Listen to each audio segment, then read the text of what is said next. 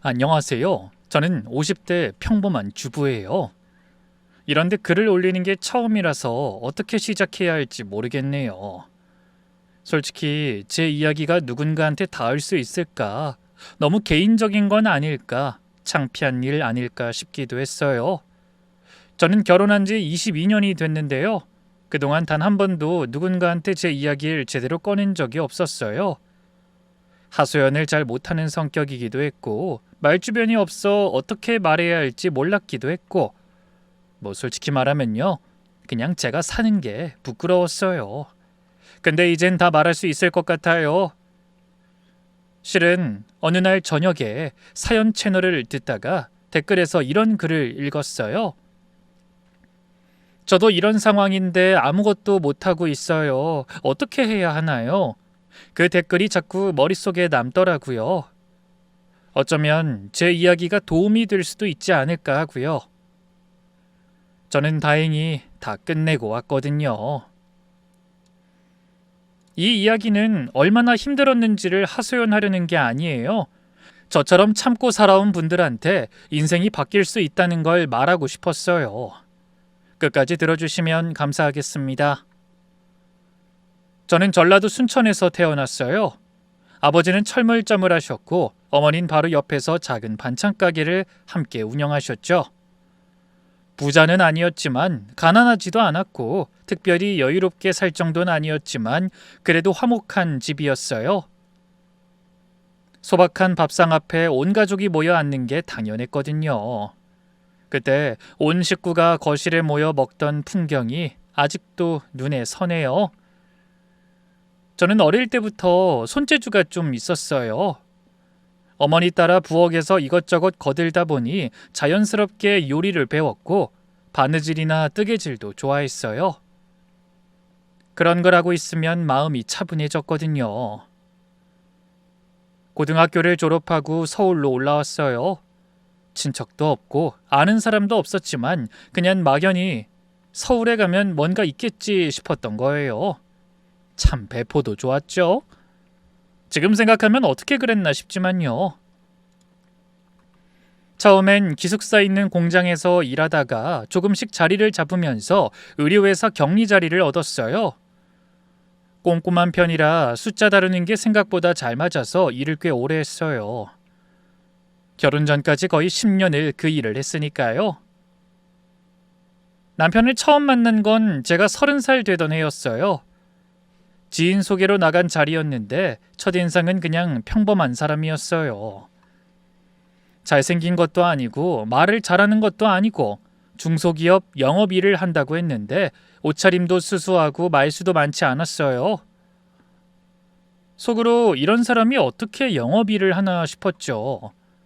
근데 그날 저녁을 먹으면서 제가 일하다 있었던 작은 에피소드를 꺼냈는데 그 사람이 끝까지 잘 듣더라고요. 별거 아닌 것 같지만 그게 그렇게 좋을 수가 없었어요. 그때까지 제 말을 그렇게 집중해서 들어준 사람이 별로 없었거든요. 밥을 다 먹고 헤어지기 전에 그 사람이 그랬어요. 너무 잘 먹었네요. 오늘 진짜 재밌었어요. 별말 아닌데 그게 얼마나 오래 기억에 남았는지 몰라요. 저는 뭔가가 좋아도 그냥 좋다고만 생각하고 마는 편인데 남편은 뭘 해도 너무 맛있고 진짜 재밌다면서 표현을 잘했거든요. 전 그 사람의 그런 솔직한 표현 방식이 좋았어요. 결혼을 결심하고 나서 처음 시댁에 인사를 드리러 갔어요. 시어머니를 처음 뵙는 날이라서 아침부터 옷을 몇 번이나 갈아입었어요. 선물도 며칠 전부터 뭐가 좋을지 고민해서 챙겼고 가는 길 내내 어떻게 인사를 드려야 할지 속으로 몇 번이나 연습했어요. 예의 바르게 보여야지. 첫인상이 중요하니까. 이런 생각을 하면서요. 시댁은 오래된 아파트였어요. 현관문이 열리자마자 시어머니가 나오셨는데 첫눈에 보기에도 꼿꼿한 분이셨어요. 허리도 곧고 눈빛도 또렷하고 저는 준비했던 대로 공손하게 인사를 드렸어요.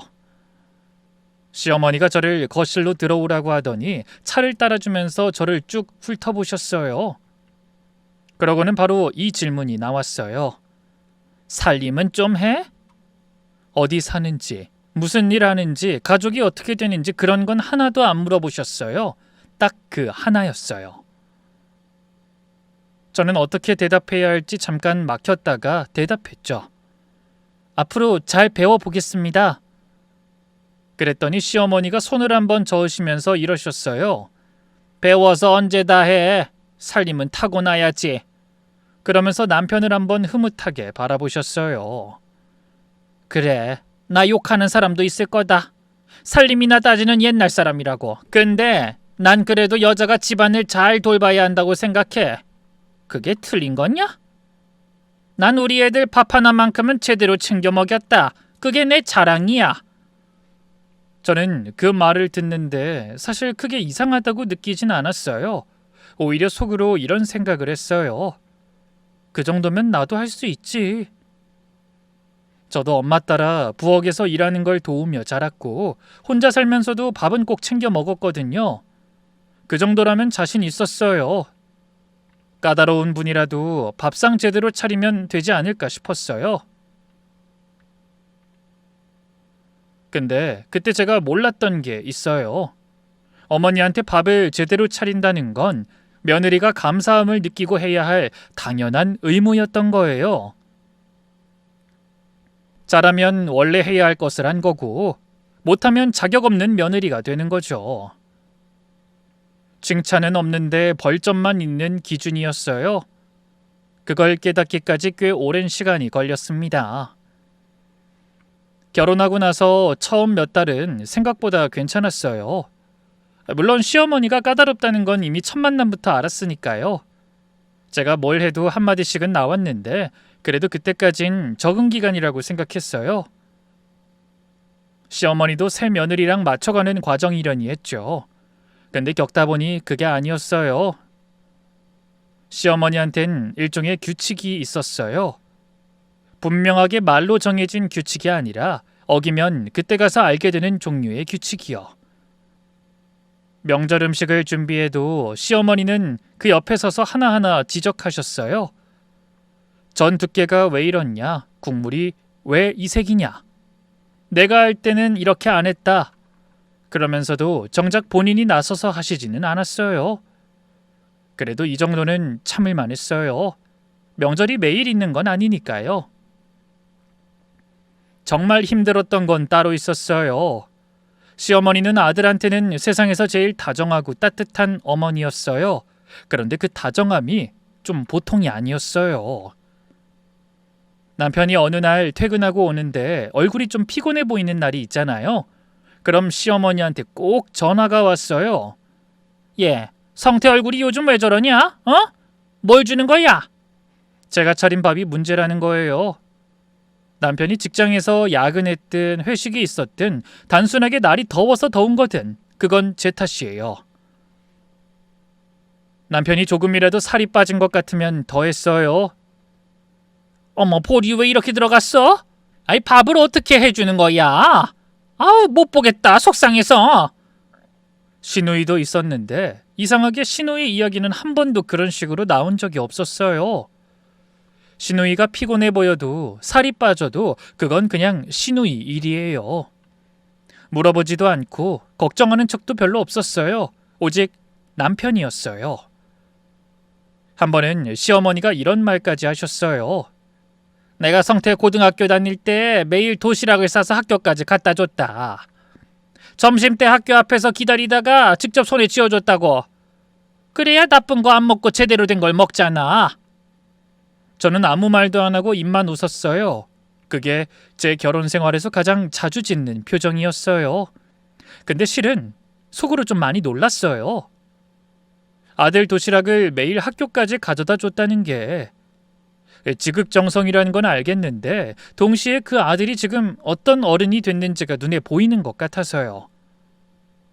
그런데 그 이야기가 거기서 끝난 게 아니었어요. 며칠 후에 시어머니가 또 도시락 이야기를 꺼냈어요. 이번엔 결론이 있었어요.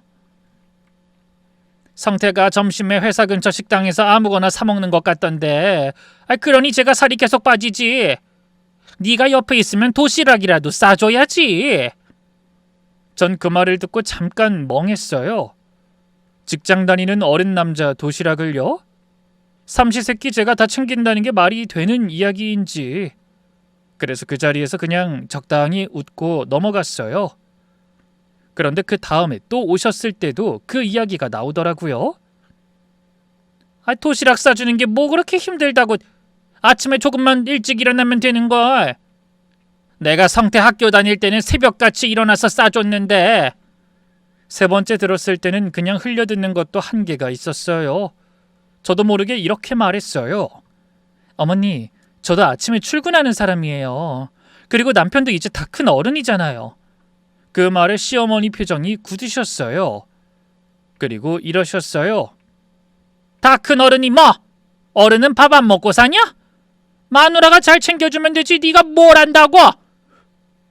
그 말이 저를 얼마나 작게 만들었는지 아직도 모를 거예요. 처음엔 그 말이 공격이라는 걸 몰랐어요. 그냥 어머니의 자부심이려니 했어요. 그런데 이 말은 항상 제가 뭔가를 말하거나 주장하려고 할 때 제 말을 막는 말이었어요. 그 말이 나오면 제 말은 그대로 끝이에요. 아들 엄마 앞에서 며느리의 말은 무게가 없거든요. 남편요? 남편은 그날도 옆에 있었어요. 그리고 그날도 아무 말이 없었어요. 저는 그 뒤로도 도시락을 싸진 않았어요. 근데 그 이야기는 그 뒤로도 오실 때마다 한 번씩은 나왔어요. 마치 제가 해야 할 숙제를 아직 안 낸 사람 대하듯이요. 어느 순간부턴 시어머니가 남편한테 해줬던 것들, 그게 전부 제가 해야 할 기준이 됐어요. 아들한테 지극정성을 다한 어머니, 그 지극정성의 무게가 고스란히 저한테 넘어온 거예요. 그리고 저만큼이나 불쌍한 사람이 한 명 더 있긴 했어요. 시누이는 남편보다 3살 미친데 처음엔 솔직히 거리감이 있었어요. 절대 저한테 잘해줄 리 없다는 선입견이 있었거든요. 명절에 몇 번 만나도 그냥 무난하게 인사하고 밥 먹고 헤어지는 정도였어요. 딱히 가깝지도 않고 딱히 나쁘지도 않은 사이였죠. 그러다 결혼 후에 시누이 이야기를 더 알게 됐어요. 시누이는 남편보다 공부도 잘했고 더 열심히 살았더라고요. 어릴 때부터 그랬대요. 근데 집안에서 항상 뒤로 밀린 거예요. 이유는 하나예요. 딸이라서. 대학교 갈 때도 시누이는 서울 쪽에 있는 대학에 가고 싶어 했는데 시어머니가 절대 안 된다고 했대요. 여자애가 어딜 멀리 가? 집 가까이 다녀야지. 멀리 보내면 버릇 나빠져. 그래서 시누이는 집에서 통학할 수 있는 지방대학에 갔어요. 반면 남편은 서울에서 자취를 했고 그 생활비랑 학비를 집에서 다 대준 거죠. 시누이는 장학금을 받아가면서 다닌 학교인데도요. 취업도 마찬가지였어요. 시누이가 졸업하고 나서 꽤 좋은 기업에 합격을 했는데 시어머니가 그것도 막으셨대요. 여자가 그런 데 가서 뭘 하게. 야근도 많고 출장도 다니는 일은 못 써. 시집이나 잘 가. 시누이는 결국 그 회사를 포기했어요. 그 뒤로 다시는 그 정도 기회가 오지 않았대요. 그게 시누이한텐 평생 한이 됐어요. 내가 잡을 수 있었던 건데 잡지 못하게 막힌 거잖아요. 결혼하고 나서도 시누이는 친정 눈치를 봐야 했고 좋은 게 생기면 남편한테 가는 게 너무 당연한 집이었어요. 그렇게 쌓인 게 수십 년이에요. 그 수십 년이 나중에 터지게 되는데 그게 바로 남편 빚 사건이에요. 남편이 결혼 초반에 사업을 잠깐 했어요. 결혼하고 얼마 안 됐을 때라 의욕이 넘쳐서 자기가 직접 뭔가를 해보고 싶다고 했는데 저는 솔직히 걱정이 됐어요. 워낙 꼼꼼한 편도 아니고 사람을 너무 잘 믿는 성격이라서요. 그런데 시어머니가 더 적극적으로 밀어붙이셨어요. 우리 아들이 하면 잘할 거야. 남자가 큰 일을 해봐야 알지. 결국 사업은 2년도 안 돼서 정리됐어요. 빚이 4천만 원 가까이 남았고요. 저는 뒷수습하는 내내 밤잠도 못 잘 정도였어요. 제 격리 경험을 살려서 채권자들이랑 협의하고 갚을 수 있는 것부터 정리해 나갔어요. 그 와중에 시어머니가 시누이한테 전화를 하셨어요. 제가 그 통화를 직접 들은 건 아닌데 나중에 시누이한테 들은 거예요. 야, 네 오빠 지금 죽게 생겼다. 네가 한 3천만 좀 어떻게 해봐. 시누이는 그때 서방님하고 둘 다 직장 다니면서 겨우겨우 모아둔 돈이 있었대요. 집 한 채 마련하려고 악착같이 아껴서 모은 돈이요. 근데 어머니한테 그 전화를 받고 결국 그 돈을 친정에 갖다 준 거예요. 그렇게 모아둔 돈이 하루아침에 사라진 거예요. 그런데 저는 그 사실을 전혀 몰랐어요. 남편도 몰랐겠지 하실 수도 있는데 남편은 알고 있었어요. 시어머니도 남편도 저한텐 쉬쉬했던 거예요. 왜 그랬는진 나중에 생각해보니까 알겠더라고요. 제가 알면 뭔가 따질 것 같으니까요. 돌려줘야 한다고, 아가씨한테 미안하지 않냐고 할 것 같으니까요. 그러니까 저만 모르게 둔 거예요. 근데 시누이 입장에선 당연히 제가 알고 있을 거라고 생각했겠죠. 집안 일인데 올케가 모를 리 없다고 생각한 거죠. 그 사실을 알게 된 건 참 뜬금없는 상황에서였어요. 결혼하고 몇 년이 지난 어느 날 시누이가 명절 때 시댁에 왔어요. 다 같이 밥을 먹는데 시어머니가 또 남편 챙기는 이야기를 하셨어요. 이 반찬은 남편이 제일 좋아하는 거라느니, 남자 몸에 좋은 거라느니, 그 자리에 시누이도 있는데 딸한텐 눈길도 안 주는 거예요. 전 그냥 밥을 먹으면서 적당히 맞장구를 쳤어요. 워낙 늘 있는 일이니까요. 그런데 그때 시누이가 절 보면서 그냥 툭 던지듯이 한마디를 했어요. 알아서 잘 먹고 살겠지. 언니 할 거 다 하고 사는데. 저는 그 말이 무슨 뜻인지 몰랐어요. 어이가 없다는 건지, 부럽다는 건지, 넋두리인 건지. 분위기가 묘해졌는데 전 그냥 웃고 넘어갔어요. 근데 시누이가 거기서 멈추지 않았어요. 아니 진짜로 언니는 알면서 모른 척하는 거야? 아니면 진짜 몰라? 그 말투가 좀 날이 서 있었어요. 저는 영문을 몰라서 되물었어요.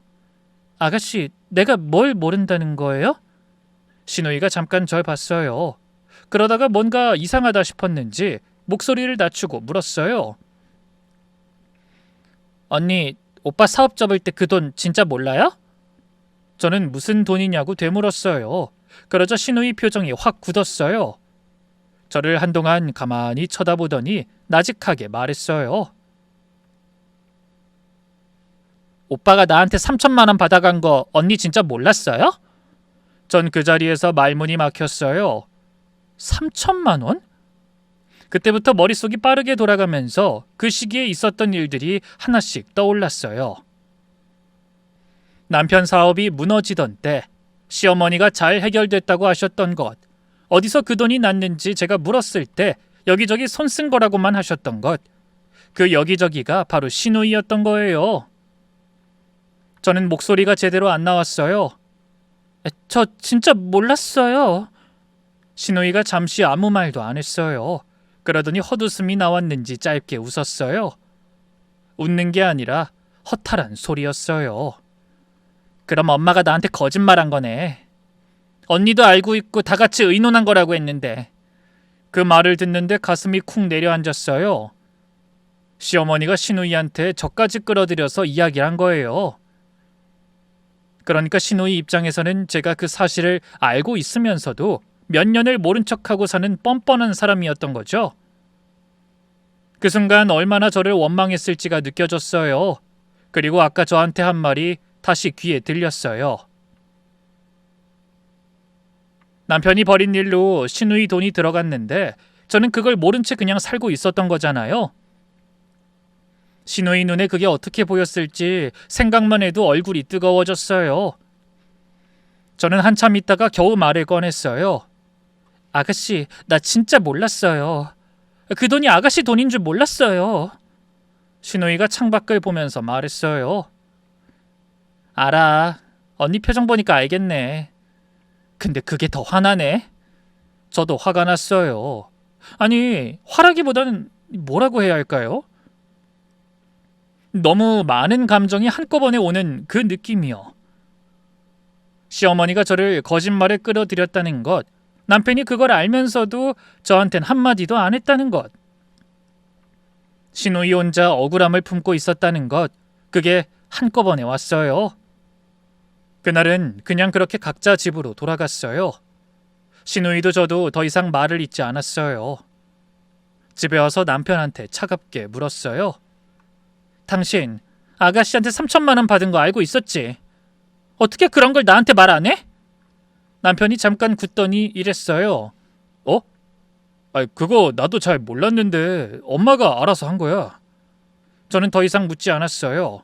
어머니가 알아서 한 거라는 말은 곧 자기도 알고 있었다는 말이랑 같은 말이었으니까요. 그날 밤 잠이 안 왔어요. 시누이 생각이 자꾸 났어요. 집을 마련하려고 악착같이 모았다는 돈인데 서방님한테는 거짓말까지 해가며 가져다 줬다는 것, 그리고 그 돈이 한 번도 돌아오지 않았다는 것, 딸이라는 이유만으로 평생 뒤로 밀려난 사람인데 끝까지 오빠 뒷수습만 했던 거잖아요. 며칠 후에 남편한테 다시 말을 꺼냈어요. 아가씨한테 한 달에 얼마씩이라도 갚아야 하지 않아? 남편이 귀찮다는 듯이 대답했어요. 어차피 안 받을 거야. 가족끼리 뭘. 나중에 내가 알아서 할게. 나중에. 그 나중이 언제인지 전 그때도 몰랐고 지금도 모르겠어요. 근데 저는 그냥 있을 수가 없었어요. 남편이 안 한다면 일단 저라도 해야겠다 싶었어요. 그래서 생활비를 조금씩 아끼기 시작했어요. 몇 달을 그렇게 조용히 모았어요. 남편한텐 말하지 않고요. 그러고 나서 시누이한테 문자를 보냈어요. 아가씨, 내가 한 번에 다는 못 갚아요. 매달 조금씩이라도 보낼게요. 한참 뒤에 답장이 왔어요. 언니 갑자기 왜 이래? 나 지금 울 것 같아. 그날 전화 통화를 오래 했어요. 시누이가 한동안 말을 잇지 못하다가 겨우 이랬어요. 언니, 내가 솔직히 말할게. 나 언니도 오빠랑 똑같이 모른 척하고 넘어갈 줄 알았어. 그냥 다들 그러더라고. 가족이니까 그러려니 해야 한다고. 근데 언니가 이럴 줄 몰랐어. 저는 그 말을 듣고 한참 울었어요. 그날 이후로 시누이랑은 달라졌어요.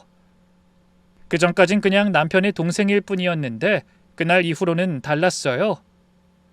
시누이가 겪어온 것들, 평생 원하는 걸 한 번도 먼저 가져본 적 없는 사람의 이야기에 그때 처음으로 제대로 들었어요. 대학 포기했을 때도 진짜 한동안 아무것도 하기 싫더라고. 그거 다 내 선택이 아니었잖아. 내가 포기한 게 아니라 뺏긴 거지. 근데 우리 집에서는 아무도 그걸 그렇게 생각 안 하더라고. 오빠는 뭘 하든 무조건 해줘야 하는 사람이고 난 뭘 해도 참아야 하는 사람이고.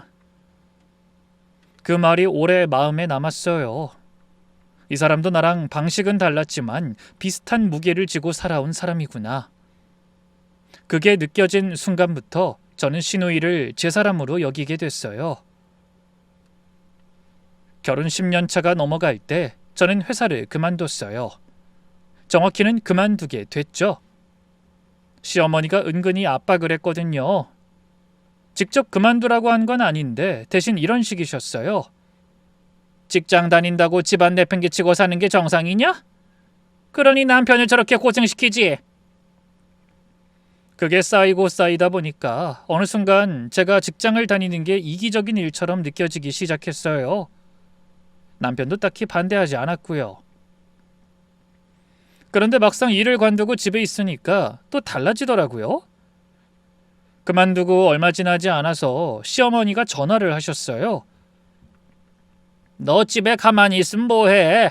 나 병원 가야 하는데 같이 가자. 30분 뒤에 나와. 처음엔 뭐 병원이니까 괜찮다 싶었어요. 근데 그게 시작이었어요.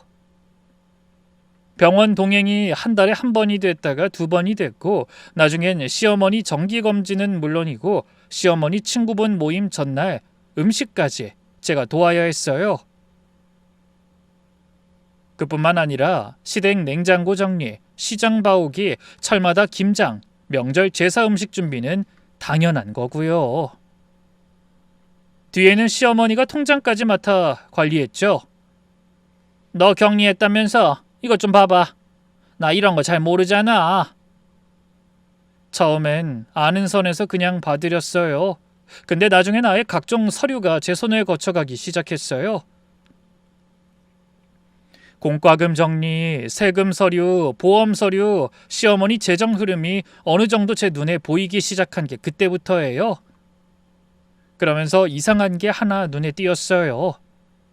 시어머니 통장 내역 중에 정기적으로 나가는 돈인데 어디로 나가는지 알 수 없는 항목이 하나 있었어요. 금액이 적지 않았고 주기가 일정했어요. 물어봤더니 시어머니가 계모임이라고 하더라고요. 근데 지금 돌이켜보면 그때 제가 시어머니 서류를 들여다보기 시작했던 게 나중에 엄청난 단서가 됐어요. 시어머니는 그저 한가한 사람한테 일 시킨다는 생각이었겠지만 제 손에 자기 비밀을 쥐어준 셈이 됐거든요. 그리고 몇 해 전 일이에요. 그때가 추석이었는데 친정 부모님도 전보다 많이 연로해지셔서 저도 한번 길게 갔다 오고 싶었어요. 시댁일 다 마치고 나서 하루 이틀만 내려갔다 오면 안 되겠냐고 남편한테 물어봤어요. 그랬더니 그날 저녁에 시어머니한테서 전화가 왔어요. 얘는 무슨 며느리란 애가 시댁을 두고 친정을 가? 그것도 명절에! 남편은 그 전화를 받고 나서 절 설득하더라고요. 올해는 그냥 여기 있자. 내년에 가도 되지 뭐. 아니면 명절 끝나고 가던가. 내년에. 그런데 또 그 내년이 와도 항상 같은 말이 나왔어요. 저는 결혼 이후로 친정에 제 발로 찾아간 횟수를 손으로 다 꼽을 수 있을 정도예요. 대부분 부모님이 많이 편찮으실 때였고요. 아버지 기일, 어머니 생신 그런 날들을 저는 혼자 챙겼어요. 남편이 함께 간 적이 없었거든요. 시어머니가 아들 내외의 시간을 거의 다 가져가니까 남편한테 제 친정은 우선순위 바깥에 있는 곳이었어요. 20년 넘게 부모님을 저 혼자 챙겼다는 게 지금도 슬퍼요. 그해 겨울은 유독 추웠어요. 1월이었는데 칼바람이 불던 날 몸살 기운이 오더니 다음날 아침부터 정신이 안 들 정도로 아프더라고요. 병원에 갔더니 독감이라고 하더라고요. 주사 맞고 약 처방받고 집에 왔는데 온몸이 쑤시고 머리가 깨질 것 같아서 도저히 일어날 수가 없었어요. 그렇게 침대에만 누워서 사흘째 있던 날이었어요. 아침에 눈을 떴는데 열이 아직 38도가 넘었어요. 물 한 잔 마시고 다시 누우려는데 방문이 벌컥 열리더라고요. 이 방에 노크 없이 들어올 만한 사람은 2명뿐이에요. 남편 아니면 시어머니요. 그때 이불을 걷고 저를 깨우는 목소리가 들렸어요. 시어머니였죠? 예, 이따 미선이 온단다. 제가 이불 속에 누워있는 걸 보셨을 텐데 딱히 놀라거나 걱정하는 표정은 아니었어요. 제 상태를 보고도 시어머니가 말을 이으셨어요. 오늘 미선이 밥 좀 신경 써서 해. 내가 걔한테 부탁할 게 좀 있어서. 부탁할 게 있다는 말에 잠깐 귀가 쫑긋했어요. 평소에 시누이를 잘 챙겨주지도 않던 분이 부탁이 생기니까 신경 쓰라는 거잖아요. 그게 좀 씁쓸하게 들렸지만 내색은 안 했어요. 근데요 어머니, 저 지금 독감이 심해서요. 아침에도 병원 갔다 왔어요. 그 말을 들은 시어머니가 잠깐 뜸을 들이시더니 이러셨어요. 미선이가 요즘 좀 섭섭하다고 생각할 거야. 저번에 생일도 있었는데 그냥 넘어가고 오늘 더 잘해줘야 돼. 얼마 전 생일도 그렇고 부탁도 있고. 그러니까 오늘 음식 좀 제대로 해. 전 일단 알겠다고 했어요.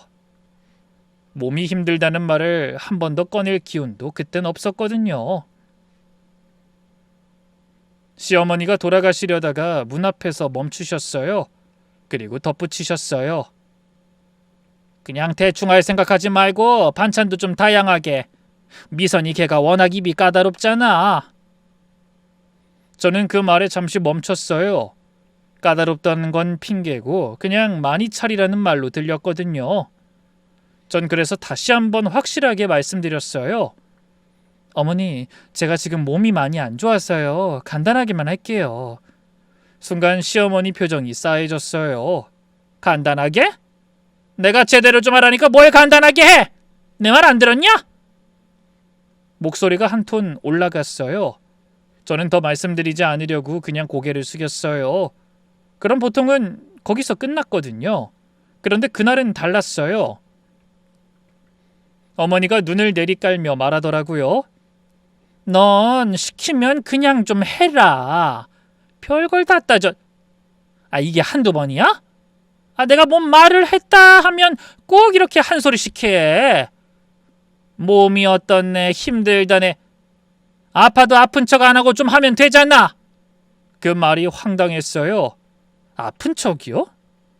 독감 판정까지 받았다고 말씀을 드렸는데 전 입술을 한번 깨물었어요. 뭔가를 말하려다가 참았어요. 그러자 시어머니가 한 발 더 들어오셨어요.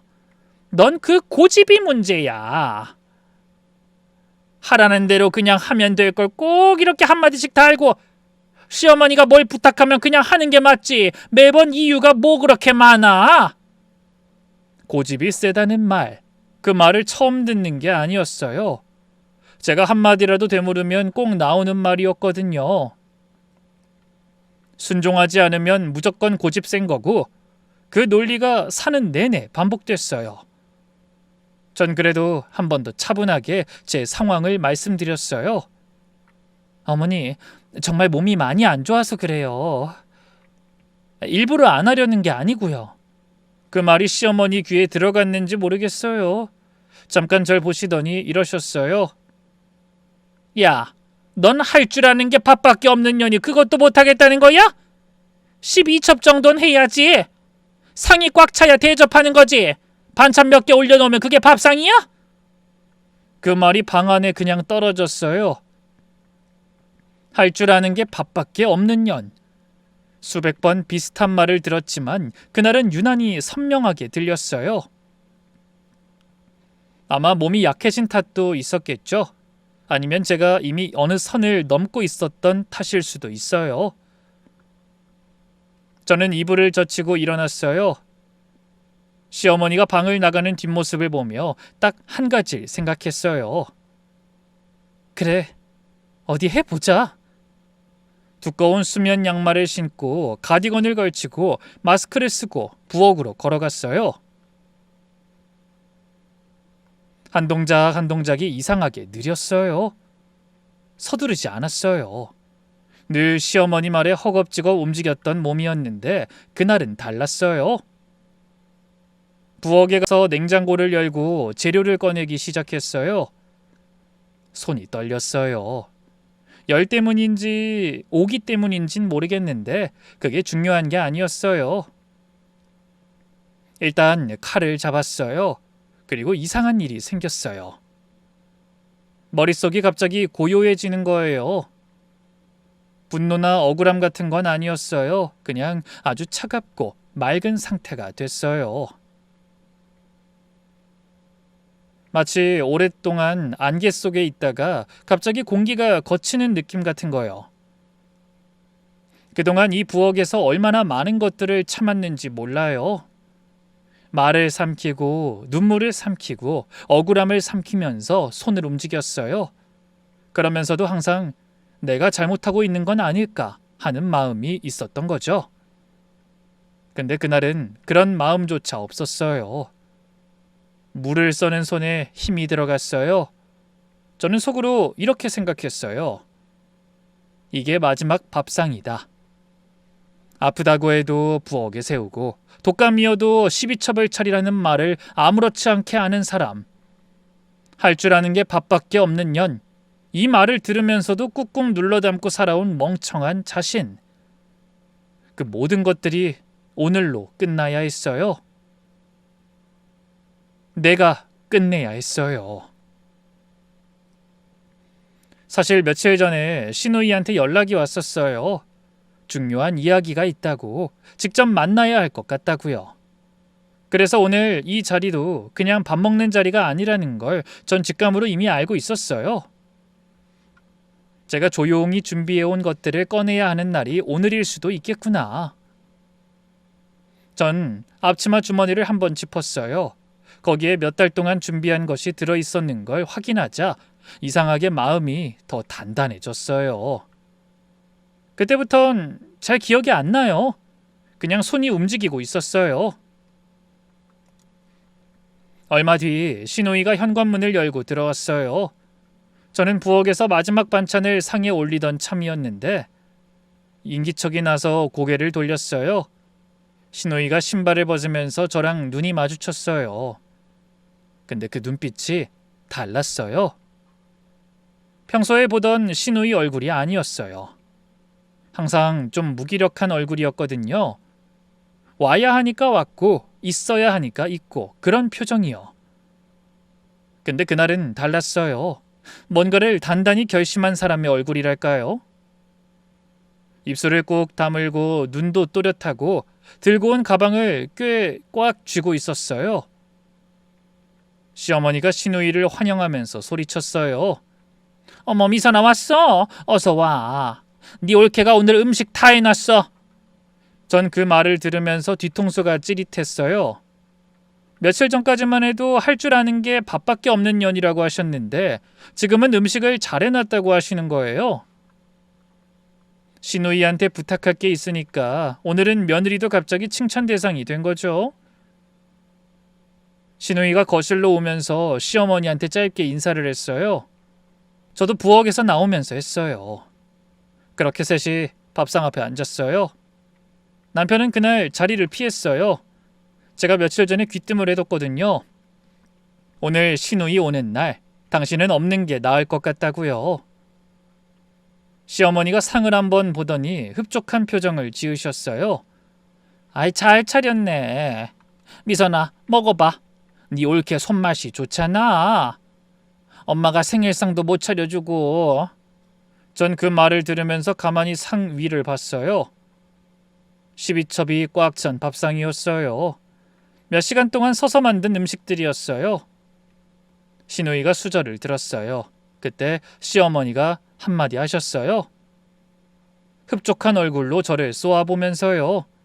많이 먹어. 네 올케가 몸이 안 좋다고 얼마나 징징거리던지. 그래도 엄마가 하라고 했다. 징징거렸다는 말이 귀에 꽂혔어요. 아픈 몸으로 몇 시간을 서서 12첩을 차린 게 입은 눈엔 징징거리다가 겨우 차린 밥상이었어요. 저는 숟가락을 들려던 손을 멈췄어요. 시어머니가 한마디를 더 보탰어요. 아이, 뭐만 하면 힘들다 소리부터 해.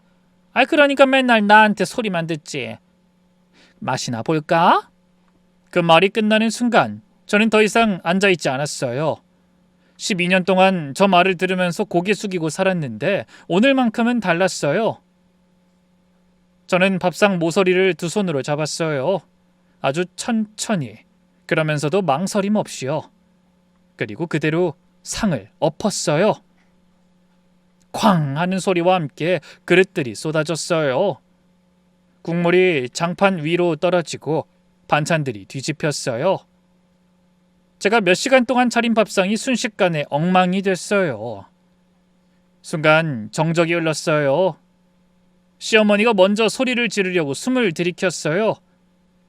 얼굴이 붉어지면서 미쳤나라는 말이 입 밖으로 나오려는 찰나였어요. 그때 시누이가 먼저 입을 열었어요. 엄마, 목소리가 낮고 단호했어요. 시어머니가 멈칫했어요. 오늘 밥 먹으러 온 거 아니에요. 시누이가 아까 들고 온 가방을 천천히 열었어요. 시어머니는 아직 상황 파악이 안 된 건지 아니면 파악은 됐는데 인정하기 싫은 건지 쏟아진 국물을 손으로 닦으면서 이러셨어요. 아니, 이게 너 무슨 짓이야? 밥상을 왜 엎어? 미쳤어? 저는 대답하지 않았어요. 시누이도 시어머니 말에 반응하지 않았어요. 시누이가 가방에서 서류 봉투를 꺼내는 걸 시어머니가 보셨어요. 그 순간 시어머니 표정이 미묘하게 변했어요. 아주 잠깐이었지만 전 놓치지 않았어요. 뭔가를 아시는 거예요. 무슨 서류인지, 그게 왜 나오는 건지도요. 미선아, 갑자기 뭐야? 여기서 이러지 말고 둘이 얘기하자, 어? 신우이가 봉투를 식탁 위에 올려놓으면서 말했어요. 엄마, 언니 이름으로 연대보증 샀죠? 그 한마디에 거실이 조용해졌어요. 시어머니가 잠깐 아무 말도 안 하셨어요. 그러다가 손을 저으면서 억울하다는 듯 이러셨어요. 아니 무슨 소리야? 아니 어디서 이상한 말을 듣고 와서 그게 무슨 말이냐니까. 모르는 척이었어요. 그 목소리를 저는 알아요.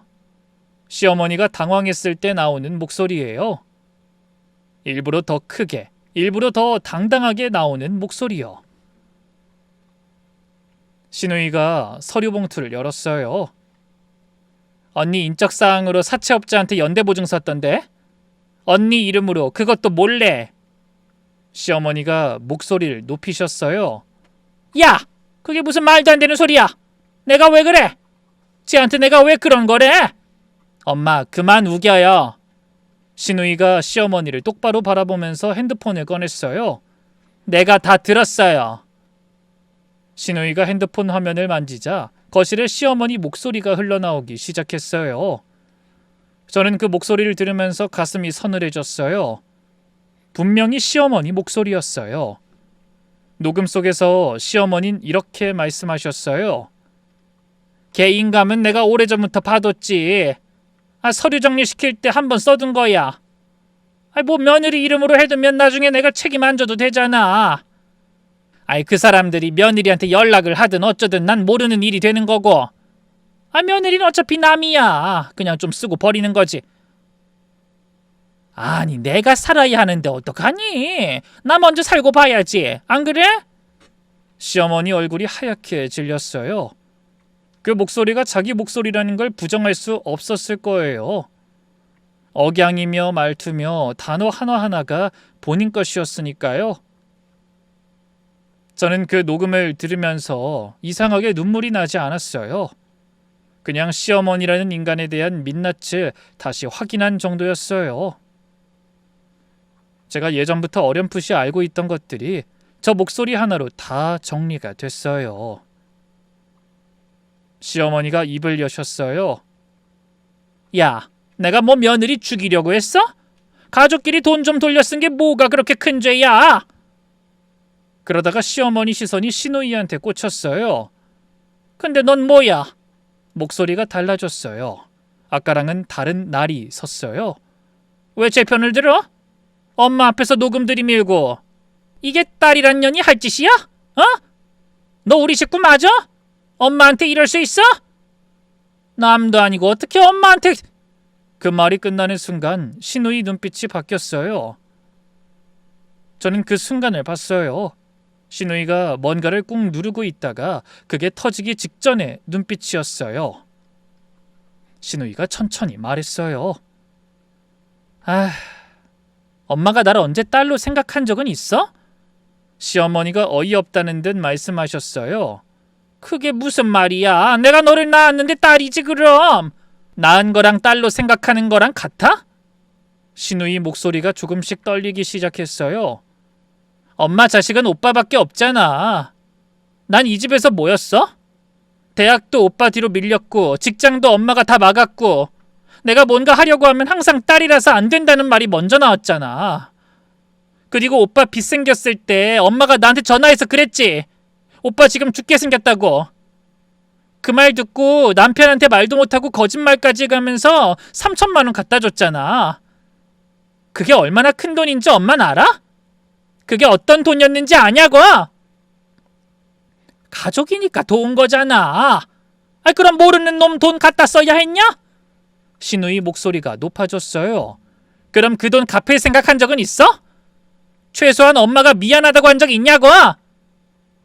가족이면 다 안 해도 되는 거야? 막 갖다 쓰고 미안해할 생각도 안 해도 되는 거냐고? 난 남이나 마찬가지잖아, 이 집에서. 그러니까 내 돈도 그렇게 갖고 간 거지. 오빠였으면 절대 그렇게 못했을 거잖아. 시어머니가 목소리를 높이셨어요. 야, 내가 언제 너를 남처럼 대했어? 내가 너 키우느라 얼마나? 시누이가 말을 잘랐어요. 그리고 시누이가 저를 지그시 쳐다봤어요.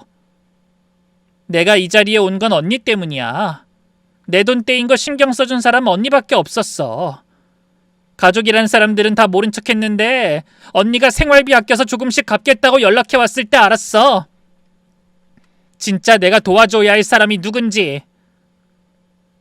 시어머니가 어이없다는 표정으로 말씀하셨어요. 아이고, 그 돈 좀 갚아줬다고 그게 뭐가 그렇게 대단해서. 시누이가 시어머니를 똑바로 봤어요. 어느새 눈이 빨개져 있었어요. 당장이라도 울고 싶은데 울지 않으려고 버티는 사람의 눈이었어요. 시어머니가 한참 있다가 말씀하셨어요. 그러니까 네 말은 지금 친정엄마보다 피도 한 방울 안 섞인 올케가 낫다는 거야? 시누이가 당당하게 얼굴을 들며 대답했어요. 나 전에도 당했잖아. 이번엔 그 차례가 언니한테 온 것뿐이고. 근데 2번은 안 당해. 그리고 전 앞치마 주머니에 손을 넣었어요. 거기서 서류가 나올 줄은 상상도 못한 얼굴이더라고요. 거기에 몇 달 동안 모은 것들이 다 들어있었거든요. 시어머니가 그 봉투를 보고 미간을 좁히셨어요. 너는 또 뭐야? 저는 대답 대신 봉투를 열었어요. 서류가 여러 장 나왔어요.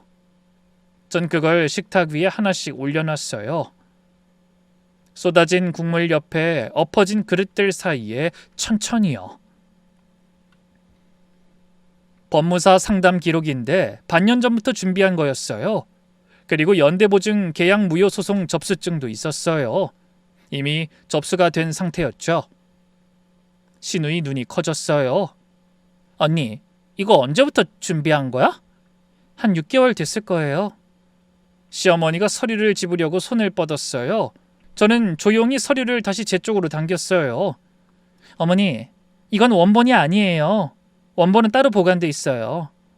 참나, 소송이면 나한테 뭔가 왔어야지. 너 나 겁주는 거야? 난 아무것도 못 받았는데. 전 그 말에 조용히 답했어요. 어머니, 소장은 오늘 이후로 발송 신청 넣을 거예요. 오늘 이 자리를 먼저 갖고 싶었어요.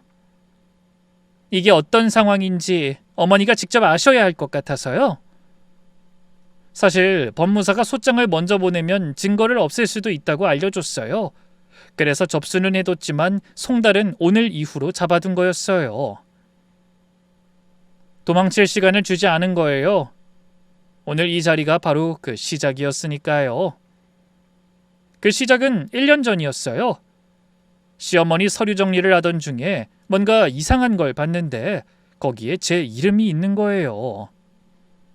제 이름, 생년월일, 주소가 적혀 있는 서류였는데 제가 서명한 적 없는 문서였어요. 근데 그 자리에서 바로 들고 나오지 않았어요. 있던 자리에 그대로 두고 사진만 찍었어요. 그리고 아무 일 없었던 것처럼 서랍을 닫았죠. 집에 와서 그 사람을 한참 들여다봤어요. 제 경험으로 봤을 때 그 서류가 뭔지 대략 알 것 같았어요. 금전거래가 걸려있는 서류였어요.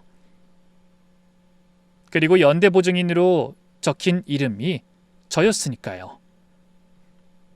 처음에는 무섭기도 했고 믿고 싶지 않기도 했어요. 내가 잘못 본 건 아닐까? 다른 용도의 서류일 수도 있지 않을까? 근데 아무리 생각해도 그 서류였어요. 그래서 혼자 법무사 사무실을 찾아간 거예요. 남편한테도 말 안 하고요. 법무사가 사진을 한참 보시더니 이러셨어요. 이게 효력이 생기면 채무자가 갚지 못할 경우엔 연대보증인한테 청구가 들어와요. 그때부터 준비를 시작했어요. 법무사 선생님이 하나씩 알려주시는 대로 따라갔어요. 동의 없는 인감 사용의 증거를 모으고 서류의 위조 정황을 정리하고 소송 접수를 준비하고 다 혼자 했어요. 그리고 시어머니 서류 심부름도 일부러 계속 다녔어요. 그 덕분에 추가적인 정황도 더 모을 수 있었죠. 시어머니는 제가 알고 있다는 걸 모르셨으니까요. 제 앞에서 방심하셨거든요. 시누이가 한동안 말이 없다가 제 손을 잡고 물었어요. 언니, 여태 혼자서 그걸 알고도 가만히 있었던 거야? 아무한테도 말 안 하고? 전 그냥 가만히 고개를 끄덕였어요. 무서웠겠다. 그 한마디가 제 가슴에 박혔어요. 무서웠냐고. 맞아요. 진짜 그랬어요. 끝까지 가면 집안이 어떻게 될까? 그 두려움을 혼자 안고 살았어요. 저는 서류를 시어머니에게 밀면서 말했어요. 어머니, 소송은 이미 접수됐어요. 제 인감 동의 없이 사용한 것, 연대보증 계약 체결까지 다 들어가 있어요. 시어머니가 목소리를 높이셨어요.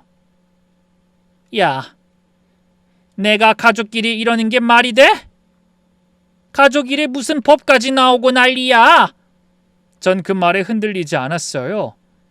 지난 세월 동안 제가 흔들렸던 게 바로 그 말 때문이었어요. 가족이니까 가족이 어떻게 그러냐는 말. 그 말이 나올 때마다 저는 작아졌어요. 내가 너무 유난 떠는 건 아닐까? 가족한테 너무 냉정한 건 아닐까? 근데 그 서류에 적힌 이름을 보는 순간 저는 깨달았어요. 가족이란 말이 저한텐 방패가 된 적이 없었거든요. 항상 무기로만 쓰였죠. 어머니, 누가요? 누가 가족한테 이런 짓을 해요? 시어머니가 말문이 막히는지 입을 벌리고만 있었어요. 시누이가 조용히 제 옆에 앉았어요. 말은 없었지만 그냥 제 옆에 꼭 붙어서 앉아줬어요. 그게 고마웠어요. 그때 현관문이 열렸어요. 남편이었어요. 저는 솔직히 좀 놀랐어요. 오늘 자리를 피해달라고 했거든요. 근데 들어오는 걸 보니까 시누이가 연락을 한 것 같았어요. 중간에 눈치가 보여 돌아온 건지 아니면 뭔가 느낌이 와서 온 건지 남편이 거실에 들어서다가 멈췄어요. 엎어진 밥상, 쏟아진 국물, 식탁 위에 펼쳐진 서류들, 그리고 시어머니와 시누이와 저. 그 장면이 한눈에 들어왔을 거예요. 남편이 시어머니를 봤다가 절 봤다가 다시 시누이를 봤어요. 무슨 일이야? 시어머니가 남편을 보자마자 목소리가 달라졌어요. 아들 앞에서는 항상 약한 티를 냈죠. 상태야, 지금 네 마누라가 밥상을 엎고 나한테 소송을 건다잖아. 내가 뭘 잘못했다고? 남편이 저를 봤어요. 저는 남편한테 아무 말도 하지 않았어요. 대신 식탁 위 서류를 남편 쪽으로 밀었어요. 남편이 서류를 집어들었어요. 몇 줄을 읽는 동안 남편 표정이 변했어요. 이게 다 뭐야? 저는 조용히 말했어요. 어머니가 내 이름으로 연대보증 세운 거야. 내 인감 몰래 쓴 거. 남편이 서류에서 눈을 들어 시어머니를 봤어요. 엄마, 이게 다 사실이에요? 시어머니가 손을 저으셨어요. 아니야. 그게 내가 급하니까 잠깐 쓴 거지. 그거 돈 좀 더 불려서 미선이 빚도 갚아주고 너희한테도 주려고. 잠깐 명의가 필요해서. 나중에 다 정리할 건데 왜 이렇게 크게 만들어? 내가 설마 자식 망하게 할 생각으로 이랬겠니? 엄마 진짜 속상하다. 남편 목소리가 이상하게 갈라졌어요. 나중에 언제요? 이거 접수된 거 보이잖아요. 이미 소송이 들어간 건데. 시어머니가 다시 목소리를 높이셨어요. 가족끼리 이게 뭐야? 소송은 무슨 소송이야? 내가 다 알아서 할게. 빨리 좀 말려봐. 남편이 고개를 들어서 저를 봤어요. 저는 아무 말도 하지 않았어요. 그때 시누이가 핸드폰을 들었어요. 오빠, 이것까지 들어보고 결정해. 시누이가 갖고 있던 녹음을 다시 틀었어요. 남편은 시어머니 목소리가 흘러나오는 동안 눈을 질끈 감더니 핸드폰 화면만 바라봤어요. 표정이 없었어요. 아니, 정확히는 표정을 누르고 있는 것 같았어요. 녹음 파일이 끝나고 난 뒤 남편이 고개를 들어 시어머니를 봤어요. 그 분위기를 읽었는지 시어머니는 다급히 남편 손을 잡고 약한 목소리를 짜내기 시작했어요. 저건 그냥 한 말이야.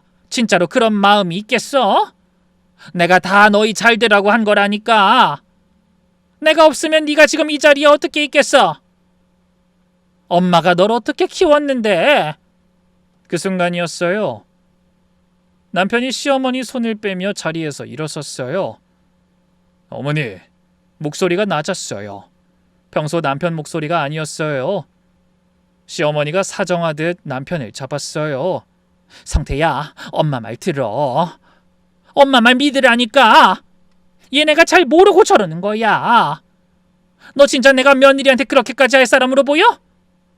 내가 너희 잘 되라고 평생 기도하고 살았는데. 그만하세요. 남편이 차갑게 말을 잘랐어요. 시어머니가 몸이 굳었어요.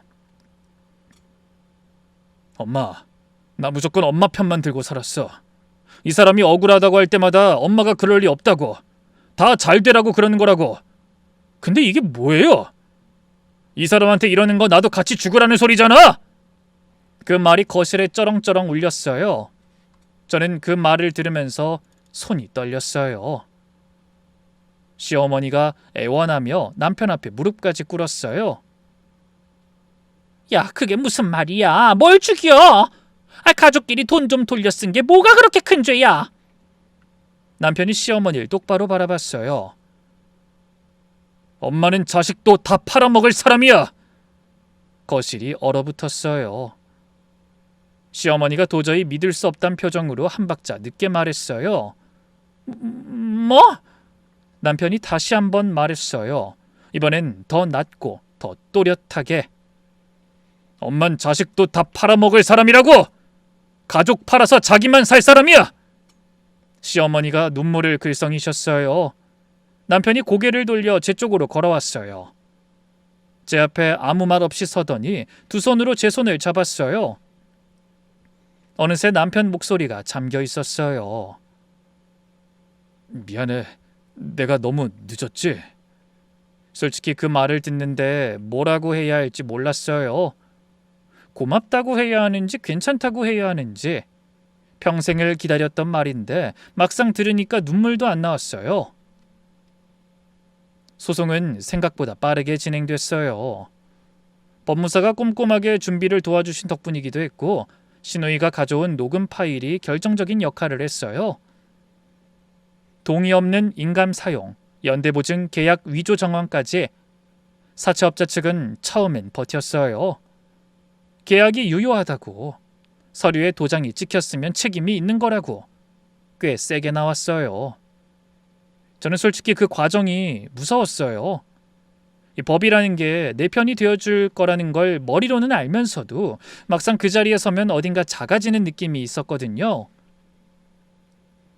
그때마다 법무사가 흔들릴 필요 없다고 해주시더라고요. 아니나 다를까 결국 사채업자 측이 형사고소 가능성을 인지하고 계약 무효에 합의를 해왔어요. 전 그 합의서에 서명하면서 이제 다 끝났다는 게 느껴지더라고요. 소송이 마무리되고 나서 이듬해 봄에 이사를 했어요. 시댁이랑 차로 5분 거리에 있던 집이었는데 그 집에서 오랜 시간을 산 거예요. 시어머니가 부르면 갈 수 있는 거리. 전 그게 싫었어요. 이번에 이사갈 동네는 제가 골랐어요. 번잡하지 않고 산 가까이 있는 곳이에요. 조용하고 아침에 공기가 맑고 걸어 다닐 수 있는 시장이 있는 곳. 새 집에 처음 들어간 날 남편이 창문을 열었어요. 창문을 내다보다가 이랬어요. 여기 진짜 좋다. 전 그 말을 들으면서 고개를 끄덕였어요. 그리고 요즘 시누이랑은 진짜 자매처럼 지내요. 시누이가 이쪽으로 올 때도 있고 제가 갈 때도 있어요. 어느 날은 시누이가 와인을 한 병 들고 왔어요. 시누이가 잔을 들면서 피식 웃더라고요. 근데 언니, 나 그날 밥상 없는 거 보면서 속이 얼마나 시원했는지 알아? 시누이가 배를 잡고 웃었어요. 저도 그 순간이 떠올라서 같이 웃었어요. 근데 아가씨, 그때가 아니었으면 저 그렇게는 못했을 것 같아요. 그날 아가씨도 그렇고 뭔가 다 준비가 됐을 때 터진 거라서 그게 딱 타이밍이었던 것 같아요. 신우이가 고개를 끄덕이더니 잔을 들었어요. 그럼 뭐 잘 된 거네. 건배! 그러더니 신우이가 저에게 이걸 묻더라고요. 아, 근데 언니는 뭐 하고 싶은 거 없어요? 전 잠깐 생각했어요. 저는 요즘 밥 차리는 게 좋아졌어요. 이상하죠? 지긋지긋해서 그날 일 쳤는데. 이상한 거 아니야. 그때랑 다르지. 지금은 언니가 하고 싶어서 하는 거잖아. 그 말이 맞았어요. 지금은 제가 하고 싶어서 해요. 시키는 사람도 없고 하지 않으면 욕먹는 것도 아니고 그냥 이 음식 저 음식 만들어 보는 게 요즘 제일 즐거운 시간이에요. 마지막으로 여러분들께 이것 하나만 말씀드릴게요. 저는 미련하게 참았어요. 그동안 스스로한테 계속 이렇게 말했어요. 가족이니까, 며느리니까. 그 말들이 저를 붙들어 놨어요. 아니, 제가 그 말들로 저를 붙들어 놨던 거겠죠?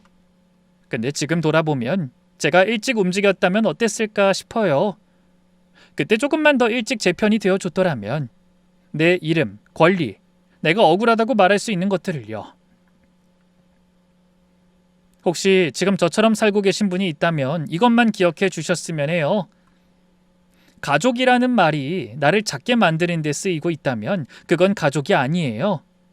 그리고 내 편이 어디 있나 싶을 때 너무 멀리 찾지 않아도 돼요. 저한테는 신우이가 있었어요. 손 내밀면 잡아줄 사람이 생각보다 가까이 있을 수도 있어요. 그리고 마지막으로 감정적으로 움직이기 전 준비하고 움직이세요. 그 시간이 앞으로의 20년, 30년을 바꿨으니까요. 그럼 제 이야기는 여기서 마칠게요. 긴 글 읽어주셔서 진심으로 감사드려요.